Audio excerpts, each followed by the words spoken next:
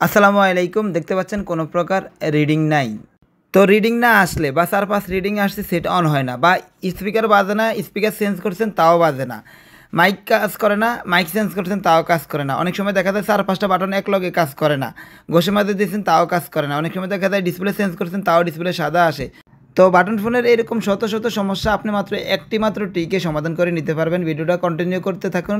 ভালো লাগলে ভিডিওটা শেয়ার দিয়ে ওয়ালে রেখে দিন। ভবিষ্যতে অসংখ্য ফোন এই সেম ট্রিকে করতে পারবেন ইনশাল্লাহ।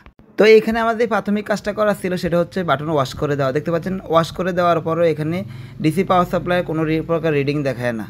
তো এখানে আপনি যে কাজটা করবেন খুব সাবধানের সহিত পিছনের স্টিল শেলটা তুলবেন। এরপর হচ্ছে সিপিইউতে হালকা করে একটু পেস্ট দিবেন। ফ্লাক্স পেস্ট দিয়ে হটগানের হেড ৩৫০ থেকে ৩৬০ রেখে জাস্ট হিট দিয়ে আইসিটাকে হালকা করে একটু টোকা দিয়ে দিবেন, মানে হালকা করে মুভিং করে দিবেন।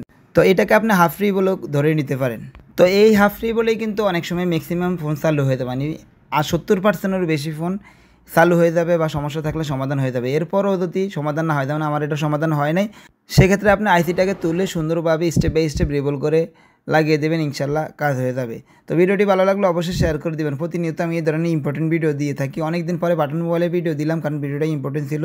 আমার সেম